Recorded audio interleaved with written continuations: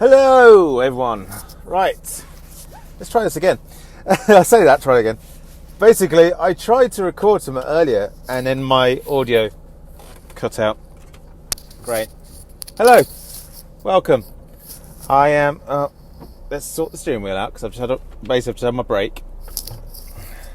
And there we go. Right, let's try that again. Hello. I am working. I have a job. Let's get off the curb. I just had a break. I am doing Pallet network for a company. I'm not saying the name of the company at the moment because some of my views about some of the things to do with the company are not ideal at the moment. But that just could be because I don't really know the company that well yet. But anyway, I am doing Pallet network. I've been with this company now a week.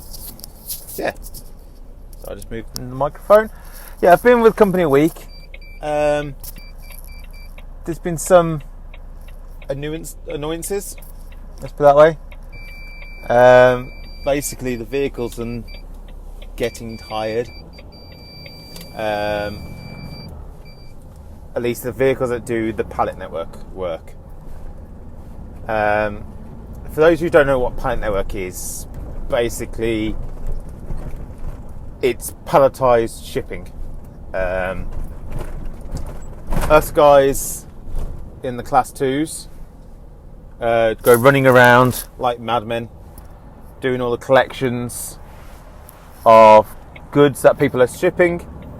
We take it back to our depot, and then they get transshipped onto Arctics to then go to wherever it is that they're due to be delivered to. That's what it is. I'm driving a 26-ton, 16-plate Volvo FM. I do like this truck.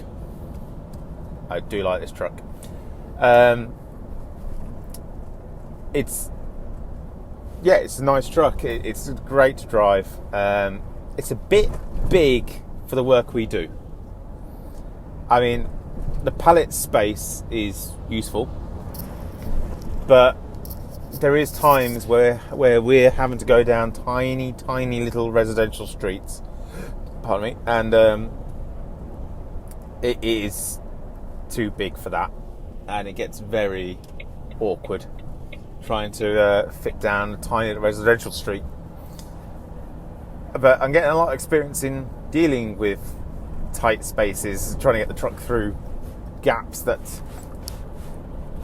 really probably shouldn't be trying to get the truck through, to be honest. I'm just trying to figure out where I'm meant to be going. The sat-nav's now currently freaking out.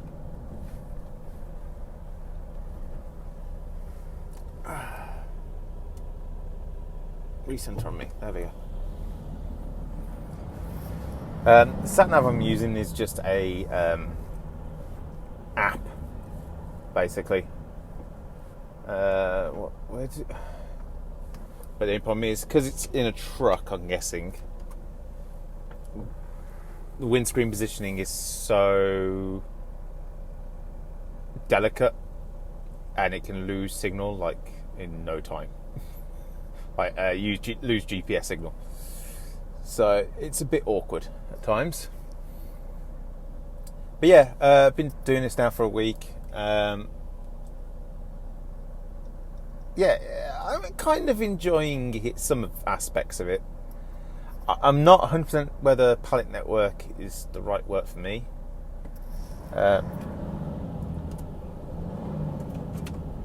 Come on. There we go. Didn't realise I'd knocked it into neutral then. There's a chance that pallet network might not be for me. Well, I don't know.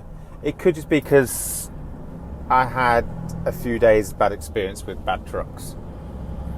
Trucks that had faults and problems, which was then, one day actually caused me an injury, which was not very nice.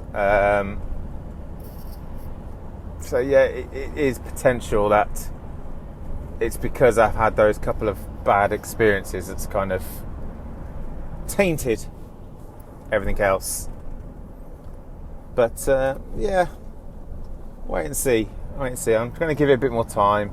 I don't know how much I'm getting paid yet. I've had a paycheck land in my bank account today, but I don't know.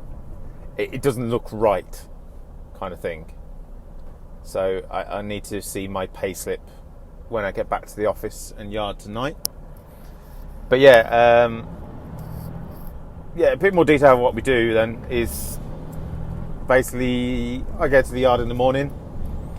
We get given a run sheet, which is like this, paperwork, and we can, today I've got 17 drops. What I do is then run around like a headless chicken, dropping these pallets off to customers. But then once all that's done, we then go into the inverse, where we go around to a load of other customers and do our collections. Then once we've got all our collections, we then head back to the yard. We have to get these sticky labels, which get attached to the pallet or the palletized goods, that put it in the computer system, the tracking system as well, and says where the pallet is to go. And we have to stick them all on, and then our warehouse guys then transship it onto Arctic trailers to go elsewhere in the country. There is the odd occasion where it might actually be a pallet that's staying within the area, in which case then it just kind of gets put into our warehouse overnight, ready to go out again the next day on a different one of us guys.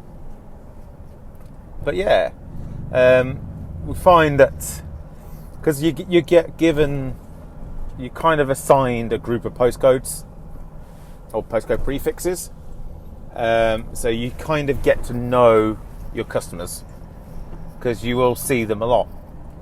I mean, there's one customer who I have literally seen every single day, which has been kind of cool. Getting to know him, getting to have a little jokes with him. Same with there's another customer who I do collections from every day, and I know how he works already. I know which bit of the building he wants me, so it just makes it life quick and easy. Because I mean, some of the collections, when the company is switched on, some of the collections you can be in and out in 4 minutes, if that. It partly depends on whether there is extra paperwork you need to do, and also if there's a forklift available or if there's other trucks there.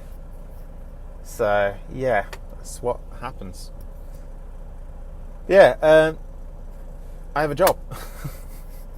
There we go. I've noticed that my last video, which was my first day driving, has gone really well compared to my other videos, which I'm really thankful for. I've gained a lot of subs, which I am very thankful for. So if you're one of those subs, thank you. And also there's been a few comments of wishing me well. There was one comment that made me smile, and someone's response to reply to that comment made me laugh, where there was someone, I can't remember who it was off the top of my head, but saying about, they wanted to be a trucker, but they find themselves, they have a bladder the size of a pea or something like that, they said, and how do you deal with peeing? Which someone replied going, get a nappy, which did make me chuckle when I saw that. But in the serious though, if you do have a bladder the size of a pea, Pallet Network might be for you on Class 2s. Because most of the time you are spending 15-20 minutes driving between drops, depending obviously where you live, or where you operate, should I say. you'll drive for about 15-20 minutes, sometimes a little bit longer, and you're always going to be at a premises. So you can always, like, before now I've turned around to a customer and just gone, "Hey, chance I can use your loo," and so far, touch wood, there's not been a problem with it. If you can't, then obviously it'd be different if you're a lady, but for men, it's a case of find a magic bush. Like I just had my 45, which admittedly I had a nap. I was obviously very tired, but anyway, I just had my 45, and it's somewhere I've parked before, and I knew that there's an area I can just quickly go that's out of public sight, should I say, where I could just quickly dash for a pee. I am now currently in the wrong lane. That set of road markings are just stupid there. They make no sense. Just going to quickly clean the windscreen off a bit. I'm going to pull slow, try and let this bus go past, so then I can hopefully have a cheeky switch of lanes. There we go.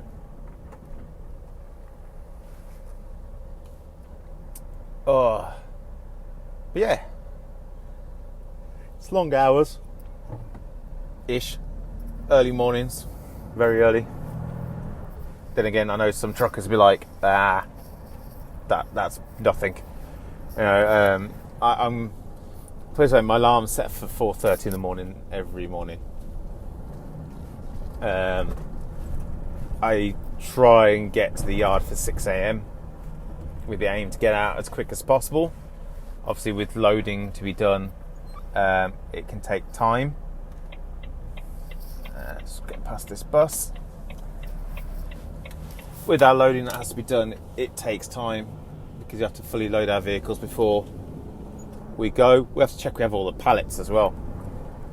And then by the time you've got back to the yard, marked up your pallets, unloaded and everything, like, you could be getting out at 6 o'clock on the evening.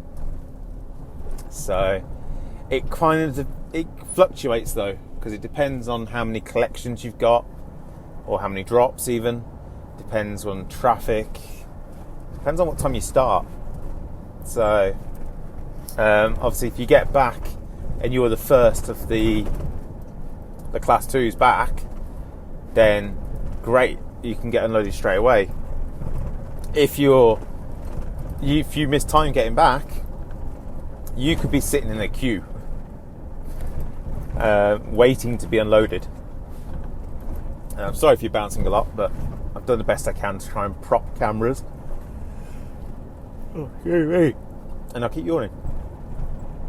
Yeah, you could be sitting in a queue waiting to be unloaded, which is fun. But there we go.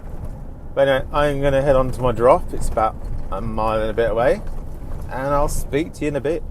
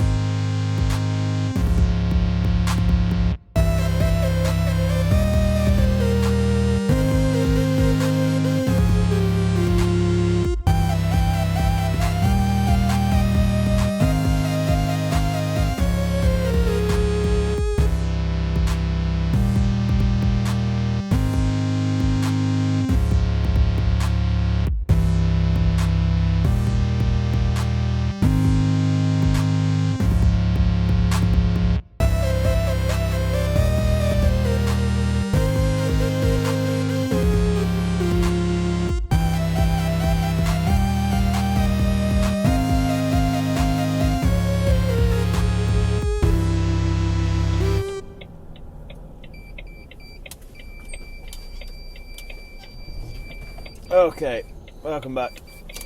Just doing a tight turn in, which is always fun. Right, now to find my customers.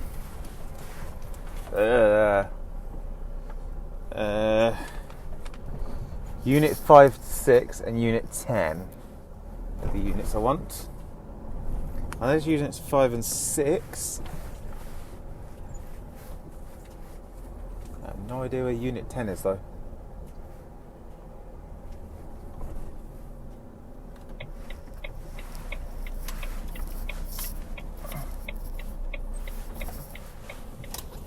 Oh, Jesus Christ.